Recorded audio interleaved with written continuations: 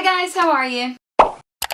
So I've made loads of different videos about things wedding related, hen party related, but as far as weddings go, I've actually not made a video about one particular thing that I was quite surprised when I realised it, and that is wedding flowers. So today I'm going to be doing a little bit of research on the wonderful wide world of the internet, and I'm going to find out what flowers are most popular for weddings at the moment. So let's get to it, shall we? Going into Google very broad, just popular wedding flowers, and let's just see what we find. Okay, so the first flower that I came by a lot, not really surprised by it, is a rose. Now a rose is really simple, but I've always found that it's a really elegant looking flower, and I love the fact that you can literally get it in any colour that you want. But yeah, I don't know what it is, there's something very beautiful and very, almost a little bit magical about a perfect rose. I don't know if that's just me, but apparently they're very popular for weddings. I don't know what it says about it. There was a bit where it talked about roses on a website and I can't find it now. Ah, there we go. There's a reason why these flowers are such a romantic event staple. They're gorgeous and a bit of a splurge. This flower lets everyone know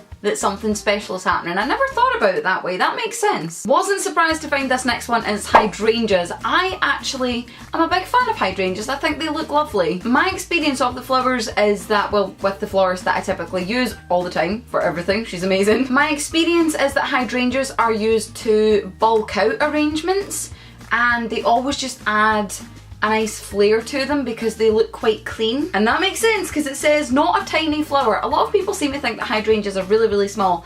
But the stems are quite bulky. And it says here, these flowers can quickly fill up any bouquet or centerpiece. Ta-da! Was I right or was I right? Oh, that's different. Apparently orchids are popular for weddings. I never really considered that actually. For some reason when I think of orchids, I then think of bonsai trees, and I think it's the shape that if you get a single orchid in a pot, it typically tends to grow at a little bit of an angle, and as does a bonsai tree. And I'm just picturing bonsai trees as part of a centerpiece at a wedding. That looks lovely. How peaceful. Anyway, back to orchids. The go-to flower for nuptials in tropical settings. That makes so much more sense now. I can picture them. Oh, white orchids on a beach wedding. Oh, the orchid is more than just a destination wedding staple. Typically, orchids symbolically represent charm and beauty. Featured in gorgeous full arrangements or minimalist style single stems. Oh, imagine bridesmaids holding just a single orchid. I think I've just found an idea.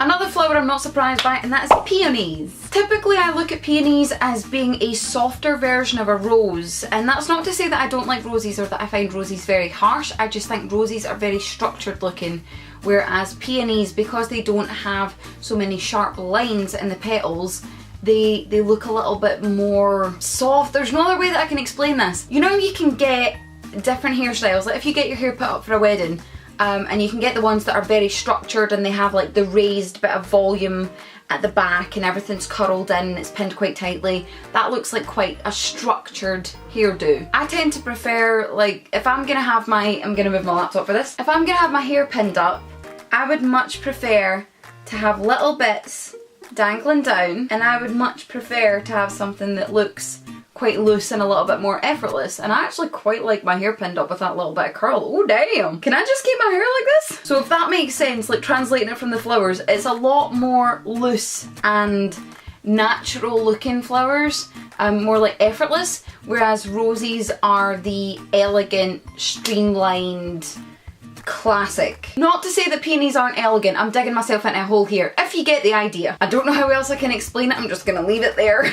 Oh, this is so nice. Typically peonies symbolise happiness. Okay, I found one of my favourite flowers, and I didn't actually know it was called this. It's baby breath. I didn't know that's what this was called. It's the little fine sprigs of tiny white petally flowers that are added into arrangements, quite often similar to hydrangeas, to fill it out a little bit. That looks very nice on the lapel actually. I would imagine a little bit of baby's breath with a thistle would be beautiful. Actually, while I mention that, the next flower that I'm going to mention for weddings, whether I find it on here or not, is thistles. I think thistles, to me, they're extremely romantic flowers, and I don't know if that's just because of the fact that I'm Scottish, I have no idea. If someone was to ever give me a single thistle, I would probably cry, and I don't know why I feel that way about it. I just think it's such a precious gesture. If you want to hear more about thistles and how they're used in Scottish weddings, I actually have a video that I will link at the end of this one all about Scottish wedding traditions, and the thistles are in there. This one's very unusual, but it looks actually quite stunning, and it's succulents. I'm a huge fan of succulents. I love myself a wee succulent and a wee cacti. I'm all about that life. But I never pictured them at a wedding. And looking at this, I don't really know why. That looks beautiful. And with the dress in the background, oh yes. I'm feeling a succulent. Given the time of year, this one is very relevant, and that is tulips. Again, tulips to me are very happy flowers. I think it's the variety of colours you can get. They just look so clean and elegant and simple but effective, and I love a tulip. Tulips typically represent consuming love and happy years. The tulip can be a meaningful wedding choice. The flowers are grown in a wide range of colours, including white and cream, pastel like pink, yellow and peach. The vibrant hues like magenta, red and purple are often an elegant touch. I love that. I do love tulips. If I was ever to have a spring wedding, I would probably consider a wee tulip in there somewhere. Oh my god. Oh, I love these flowers. Calla lilies. Oh, love myself a lily. I love lilies. Also known as the arum lily, this elegant trumpet-shaped blossom originated in Africa and symbolizes, well done me, symbolizes magnificent beauty in the language of flowers. Well, there you go. And even the dark colours like that looks stunning. Oh, I found another lily. Ooh, lily of the valley. And I think that's a wee bit of baby's breath in the middle. Very simple. I love the green.